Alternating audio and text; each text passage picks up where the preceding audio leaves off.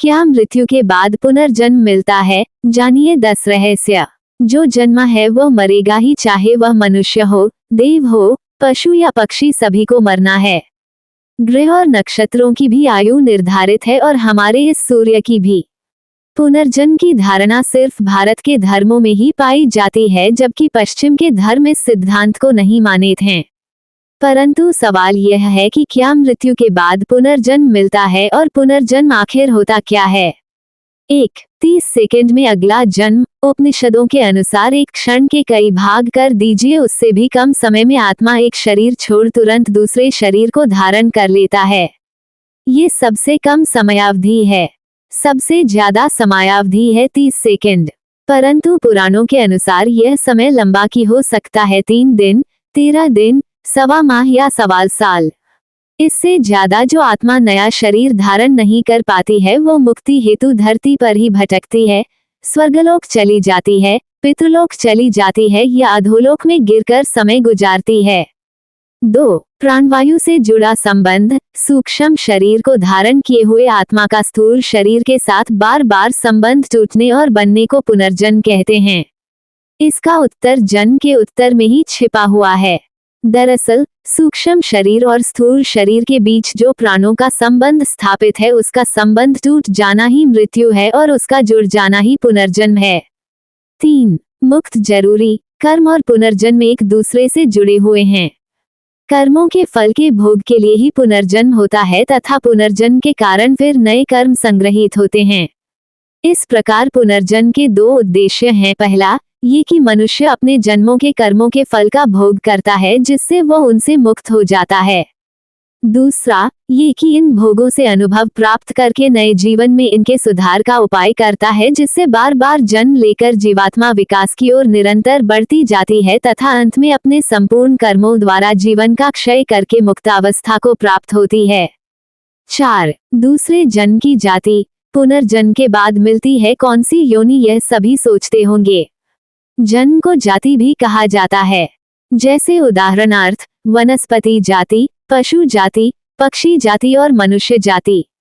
कर्मों के अनुसार जीवात्मा जिस शरीर को प्राप्त होता है वह उसकी जाति कहलाती है। यदि अच्छे कर्म किए हैं तो कम से कम मनुष्य से नीचे की जाति नहीं मिलेगी।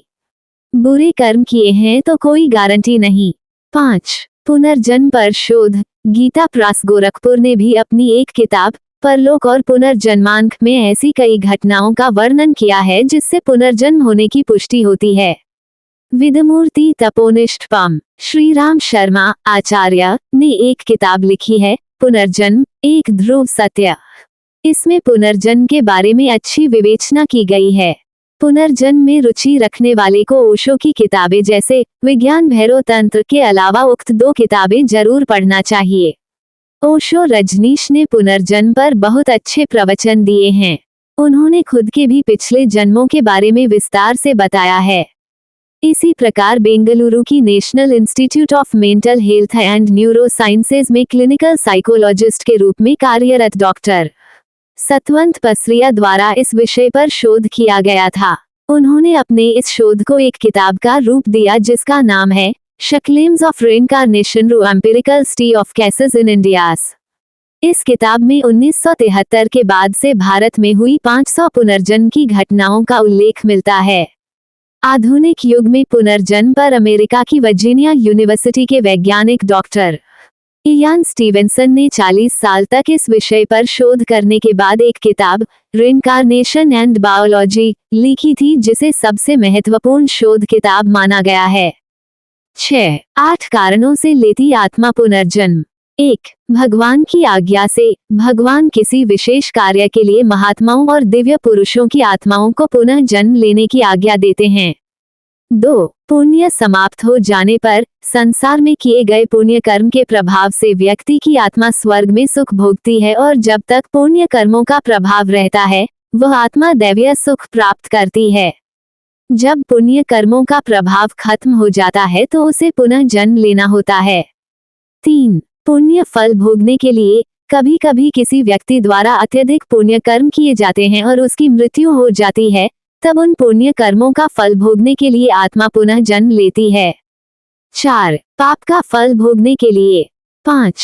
बदला लेने के लिए। आत्मा किसी से बदला लेने के लिए पुनर्जन्म लेती है। यदि किसी व्यक्ति को धोखे से, कपट से या अन्य किसी प्रकार की यातना देकर मार दिया जाता है तो वह आत्मा पुनर्जन्म अवश्य लेती है। 6. बदला चुकाने के लिए। 7. अकाल मृत्यु हो जाने पर। 8. अपूर्ण साधना को पूर्ण करने के लिए। 7. इस तरीके से जाने आप अपना पिछला जन्म। इसे जाति स्मरण का प्रयोग कहते हैं। इसके बारे में तो आपने पढ़ा ही होगा। जब चित्त स्थिर हो जाए अर्थात मन भटकना छोड़कर एकाग्र होकर श्वासों में ही स्थिर रहने लगे, तब जाति स्मरण का प्रयोग करना चाहिए। जाति स्मरण के प्रयोग के लिए ध्यान को जारी रखते हुए आप जब भी बिस्तर पर सोने जाएं तब आंखें बंद करके उल्टे क्रम में अपनी दिनचर्या के घटनाक्रम को याद करें। जैसे सोने से पूर्व आप क्या कर रहे थे, फिर उससे पूर्व क्या कर रहे थे, तब इस तरह की स्मृतियों को सुबह उठने तक ले जाएं। दिनचर्या का क्रम सतत जारी रखते हुए मेमोरी रिवर्स को बढ़ाते जाए। ध्यान के साथ इस जाति स्मरण का अभ्यास जारी रखने से कुछ माह बाद जहां मेमोरी पावर बढ़ेगा, वहीं नए नए अनुभवों के साथ पिछले जन्म को जानने का द्वार भी खुलने लगेगा। जैन धर्म में जाति स्मरण के ज्ञान पर विस्तार से उल्लेख मिलता है। इसके अलावा योग में अष्टसिद्धि के अलावा अन्य 40 प्रकार की सिद्धियों का वर्णन मिलता है।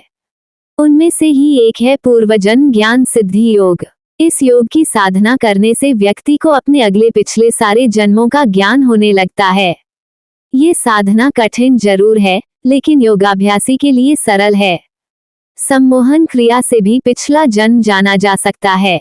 8. मरने के बाद कौन कहाँ चला जाता है। यजुर्वेद में कहा गया है कि शरीर छोड़ने के पश्चात जिन्होंने तप ध्यान किया है वे ब्रह्मलोक चले जाते हैं अर्थात ब्रह्मलीन हो जाते हैं। कुछ सत्कर्म करने वाले भक्त जन स्वर्ग चले जाते हैं। स्वर्ग अर्थात वे देव बन जाते हैं। राक्षसी कर्म करने वाले कुछ प्रेत योनि में अनंत काल तक भटकते रहते हैं और कुछ पुनः धरती पर जन्म ले लेते हैं। जन्म लेने वालों में भी जरूरी नहीं कि वे मनुष्य योनि में ही जन्म लें। गति कई प्रकार की होती है। प्रेत योनि में जाना एक दुर्गति है। 9. जन्म चक्र। पुराणों के अनुसार व्यक्ति की आत्मा प्रारंभ में अधोगति होकर पेड़ पौधे, कीट पतंगे, पशु पक्षी योनियों में विचरण कर ऊपर उठती जाती है और अंत में वह मनुष्य वर्ग में प्रवेश करती है। मनुष्य अपने प्रयासों से देव या दैत्य वर्ग में स्थान प्राप्त कर सकता है। वहां से पतन होने के बाद वह फिर से मनुष्य वर्ग में गिर जाता है। यदि आपने अपने कर्मों से मनुष्य की चेतना के स्तर से खुद को नीचे गिरा लिया है तो आप फिर से किसी पक्षी या पशु की योनि में चले जाएंगे। ये क्रम चलता रहता है, अर्थात व्यक्ति नीचे गिरता या कर्मों से ऊपर उठता चला जाता है। 10. प्रारब्ध कर्म। यही कारण है कि व्यक्ति को उसके कर्मों के अनुसार जीवन मिलता है और वह अपने कर्मों का फल भोगता रहता है। यही कर्मफल का सिद्धांत है। प्रारब्ध का अर्थ ही है कि पूर्व जन्म अथवा पूर्व काल में किए हुए अच्छे और बुरे कर्म जिसका वर्तमान में फल भोगा जा रहा हो। विशेषतया इसके 2 मुख्य भेद हैं कि संचित प्रारब्ध, जो पूर्व जन्मों के कर्मों के फलस्वरूप होता है, और क्रियमान प्रारब्ध, जो इस जन्म में किए हुए कर्मों के फलस्वरूप होता है। इसके अलावा अनिच्छा प्रारब्ध, परेच्छा प्रारब्ध और स्वेच्छा प्रारब्ध नाम के 3 गौण भेद भी हैं। प्रारब्ध कर्मों के परिणाम को ही कुछ लोग भाग्य और किस्मत का नाम दे देते हैं। पूर्व जन्म और कर्मों के सिद्धांत को समझना जरूरी है।